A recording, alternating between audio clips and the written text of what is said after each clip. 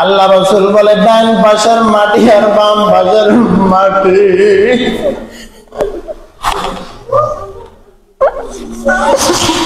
ডান পাশের মাটি আর বাম পাশের মাটি এমন জোরে চাপ মারবে, একটা পাঁজর আর একটা পাঁজরের মধ্যে ঢুকিয়া যাইবে। ও বাবা, দুনিয়ার কষ্ট সহ্য করতে পারি না, দুনিয়ার আযাব সহ্য করতে পারি না। ও বাবা, পরকালের আযাব কিভাবে সহ্য করবা? এই জন্য আল্লাহকে আজকে এমন ভাবে ডাকতে হবে, মাওলাকে এমন ভাবে খুশি করতে হবে যেন মাওলা পাক আমার উপর রাজি খুশি হইয়া যায়। এই চক্ষু দুইটা বন্ধ করলাম, হায়রে অল্প কিছুক্ষণ আগেও আমি আমার পাশের ব্যক্তিকে কিন্তু আমার চোখ দ্বারা দেখলাম। চক্ষু বন্ধ করার পরে বাবা আর পাশের লোককেও কিন্তু আর দেখি না। আরে এমন একটা সময় আসবে চিরতরের জন্য কিন্তু বাবা এই চক্ষু দুইটা বন্ধ হয়ে যাবে। আমার সন্তান আমাকে বাবা বাবা করিয়া ডাক দিবে, কিন্তু এক মুহূর্তের জন্য বাবা চক্ষু কিন্তু খুলতে পারবো না। ও পর্দার আড়ালের মা, কয়দিন আর দুনিয়ার মধ্যে থাকবা? কয়দিন আর দুনিয়ার নাজ নিয়ামত নিয়ে থাকবা? আরে আল্লাহ, একটা সময় ছিল এই ঘরের মধ্যে আমি ছিলাম না, নতুন বউ হইয়া এই ঘরের মধ্যে আসলাম। কত মানুষ আমাকে শরবত খাওয়াইলো, ছেলে খাওয়াইলো। আবার একটা সময় আসবে কিন্তু মা, এই ঘরের দরজা দিয়ে কিন্তু আমাকে মরা লাশ হইয়া বের হতে হবে। আমার ছেলে কানবে মা মা করে, মেয়ে কানবে মা মা করে, জবাব তো কিন্তু আর দিব না। ও বাবা, চক্ষু দুইটা বন্ধ করিয়া আল্লাহর দিকে রুজু হইয়া চোখের পানি ফেলাইয়া একটু কান্না করি না, আর একটু চিন্তা করি না, হায়রে দুনিয়ার টাকা পয়সা, দুনিয়ার ধন দৌলত বাড়ি ঘর,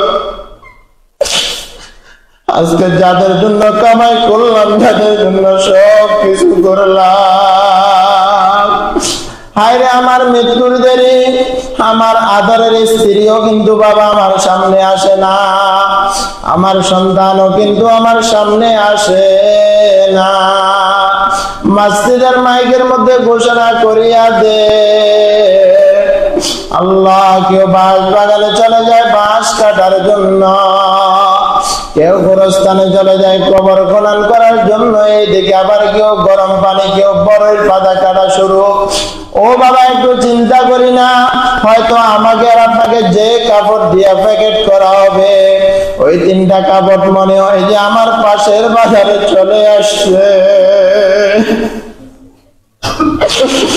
আমাকে যে সাবান দিয়া গোসল দেওয়া হবে, মনে হয় যে ওই সাবানটাও আমার পাশের দোকানে উপস্থিত।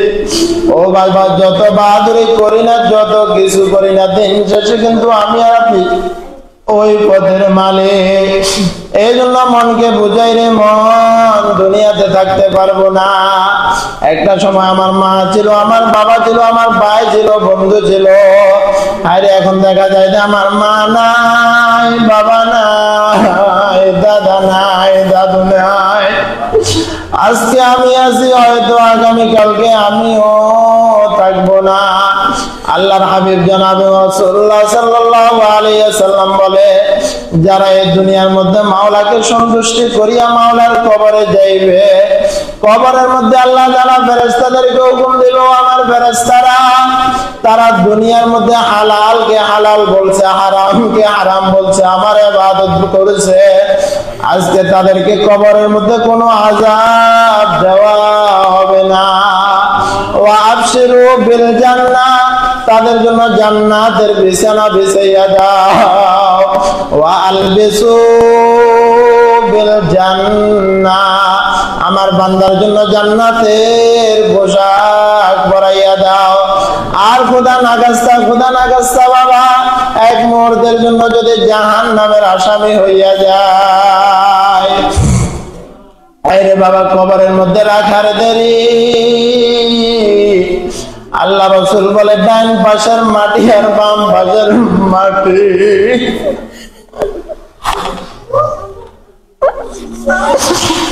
ডান পাশের মাটি আর বাম পাশের মাটি এমন জোরে চাপ মারবে, একটা পাঁজর আর একটা পাঁজরের মধ্যে ঢুকিয়া যাইবে। ও বাবা দুনিয়ার কষ্ট সহ্য করতে পারি না, দুনিয়ার আযাব সহ্য করতে পারি না, ও বাবা পরকালের আযাব কিভাবে সহ্য করবা? এই জন্য আল্লাহকে আজকে এমন ভাবে ডাকতে হবে, মাওলাকে এমন ভাবে খুশি করতে হবে যেন মাওলা পাক আমার উপর রাজি খুশি হইয়া যায়।